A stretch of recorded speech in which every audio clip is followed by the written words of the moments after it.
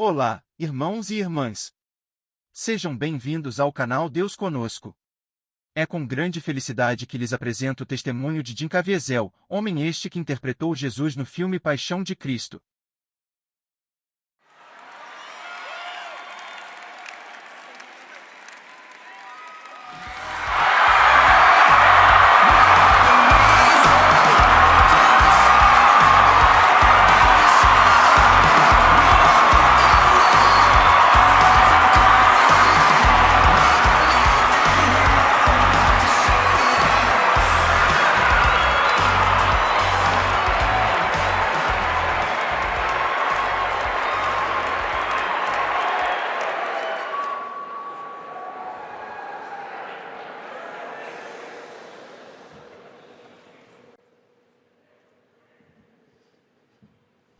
O nome Saulo significa o grande. O nome Paulo significa o pequeno. Ao fazer esse filme, aprendi a mudar uma pequena e minúscula letra para que possamos nos tornar grandes aos olhos de Deus. Mas isso exige que sejamos pequenos. Se quisermos ser grandes. Esse é o caminho dos santos. Esse é o caminho do sagrado. E é assim que Saulo se tornou São Paulo. O chamado vem quando menos esperamos. Eu me lembro do meu chamado vividamente. Eu tive a seguinte experiência. Aos 19 anos, eu estava num cinema na minha cidade em Mount Vernon, Washington. O filme acabou e lá na escuridão, com a minha única companheira, minha bola de basquete, na poltrona ao lado, eu tive uma sensação no coração. Me fez pensar que eu deveria ser um ator. Que foi para isso que Deus me criou. Que era isso que Ele queria de mim. Sim. Minha sensibilidade racional interferiu. Eu não sabia nada sobre atuar, sem agente, sem empresário. Eu não consigo decorar os textos. Ainda assim, uma inspiração veio. Eu tinha um chamado. Mais à frente, na primavera de 2000, me foi oferecido o papel de Edmund Dantes no Conde de Monte Cristo. Foi uma nova adaptação do clássico Dumas. Um período muito estressante. Pela primeira vez na vida eu senti o que é ser um ator principal. E eu me deparei com aquilo que eu almejava alcançar por tanto tempo, mas não tinha paz. Tudo nesse filme foi uma batalha. Meu personagem, Edmund Dantes, está preso injustamente. Tanto no livro quanto no filme, ele escreve com uma pedra na parede: Deus me fará justiça. Com tudo contra ele, aquele homem solitário se compromete a se libertar e vencer o mal, incluindo o mal que vive nele. Há uma cena maravilhosa entre Edmund e outro prisioneiro, um sacerdote, interpretado pelo grande Richard Harris. Numa profunda depressão, em um momento de total desespero, quando o sacerdote está no chão à beira da morte, ele se dirige a Edmund e diz sua lição final: Não cometa um crime pelo qual você está sendo condenado. Lembre-se do que Deus diz: a vingança é minha. Eu olhei para baixo e disse: Mas eu não acredito em Deus. E ele diz para mim: Isso não importa, Edmund. Ele acredita em você. Ele acredita. Deus ama cada um de nós pessoalmente. E Ele está lá para nós. Mesmo em nossos momentos de maior desespero. Depois de gravar Monte Cristo, inexplicavelmente eu recebo uma ligação de Mel Gibson. Meu agente não ligou, meu empresário não ligou. E eu não conhecia Mel Gibson. E eu não estava tentando conseguir esse papel, porque ninguém sabia que ele tinha um projeto em andamento. Mel Gibson. Ele quer que eu faça o papel de Jesus Cristo. Ele quer o cara com as iniciais de JC, que a propósito tinha 33 anos, para interpretar Jesus Cristo. Isso é uma coincidência?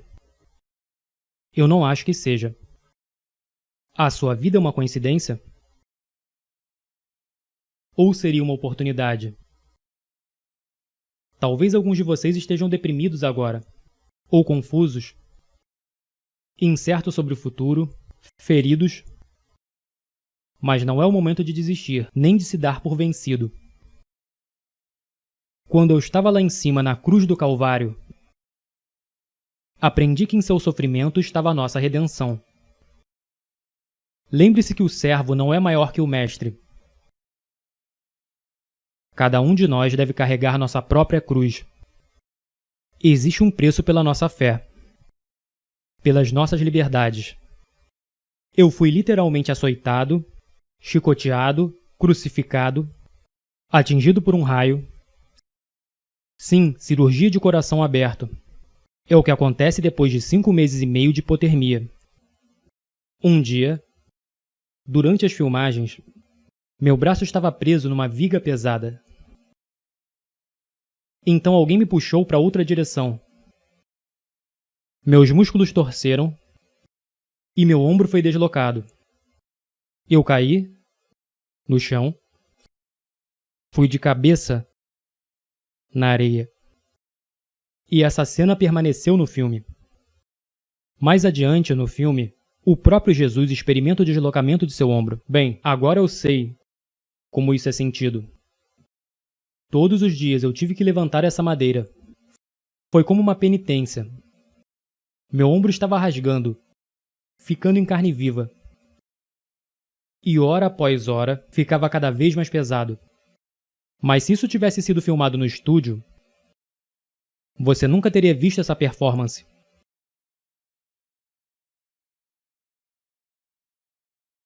Esse sofrimento fez a minha performance. Assim como o sofrimento faz as nossas vidas.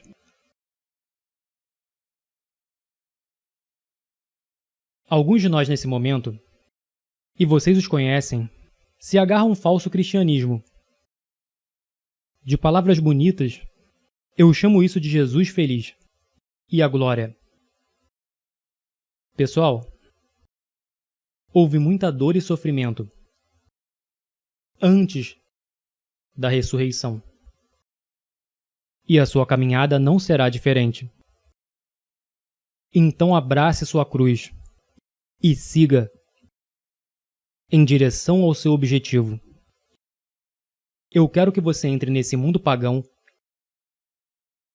Eu quero que você entre nesse mundo pagão e confesse descaradamente sua fé em público.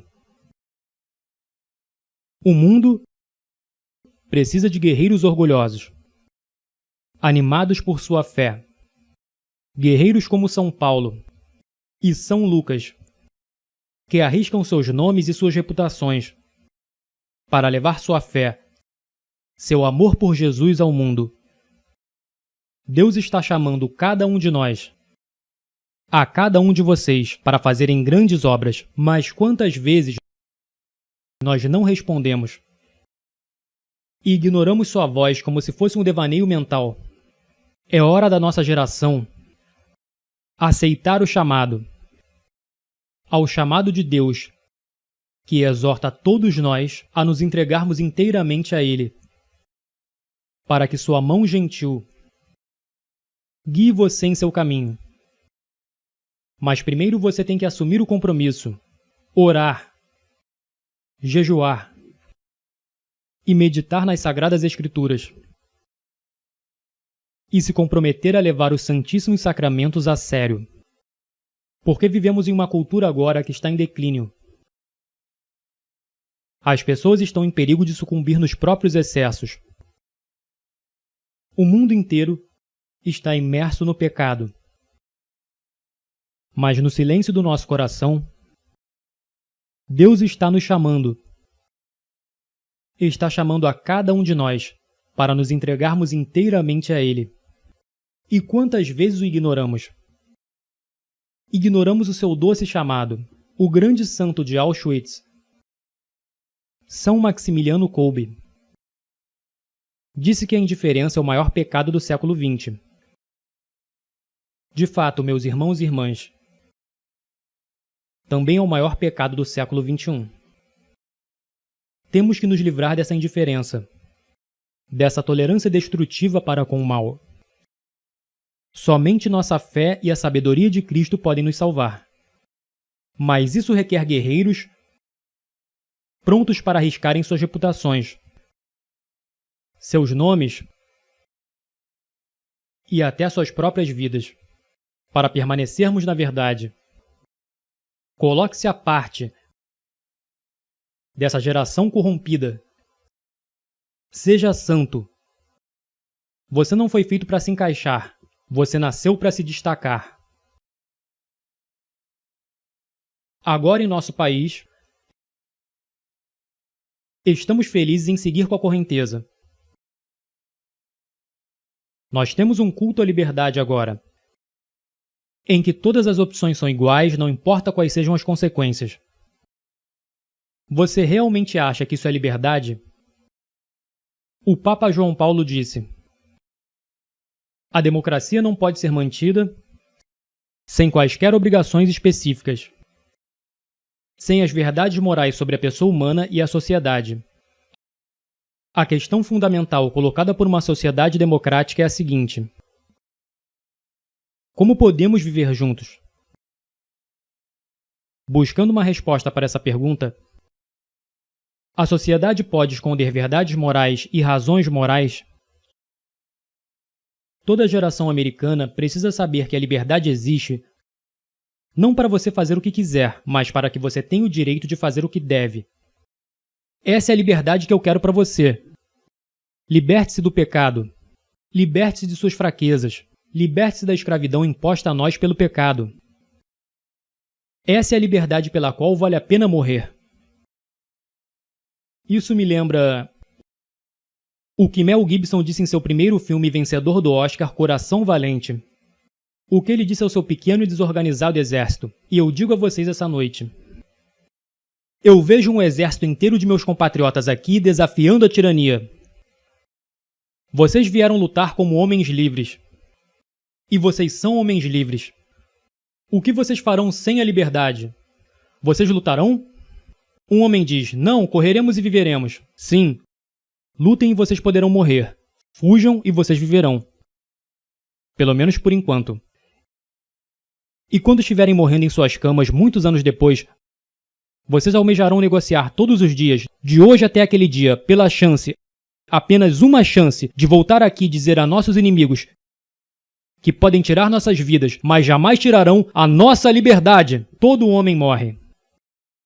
Nem todo homem realmente vive. Você, todos nós devemos lutar por essa liberdade autêntica e viver, meus amigos. Por Deus devemos viver, e com o Espírito Santo como seu escudo, e Cristo como sua espada. Junte-se a São Miguel e todos os seus anjos.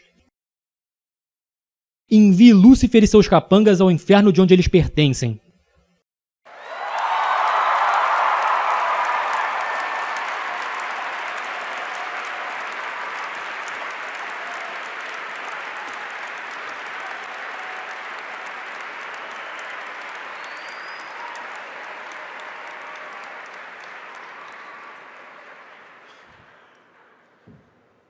Saulo significa o grande.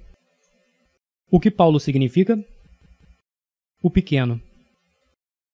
Então, se quisermos ser grandes aos olhos de Deus, o que precisamos ser? Pequenos? Quero dizer, o que precisamos ser? Desculpe. Pequeno. Que Deus ame e proteja todos vocês e os guie por todos os dias de suas vidas. Eu não posso te ver agora, mas mal posso esperar para te ver no céu. Amo vocês, que Deus abençoe. Lute firme.